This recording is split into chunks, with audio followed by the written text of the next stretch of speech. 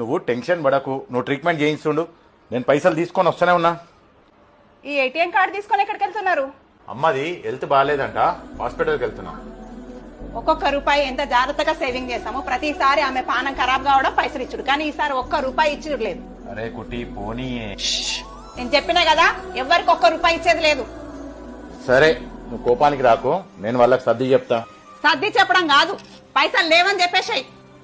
ఆరా ధనుష్, సారీరా, నా తన పైసలు లేవురా. మా తమ్ముడా?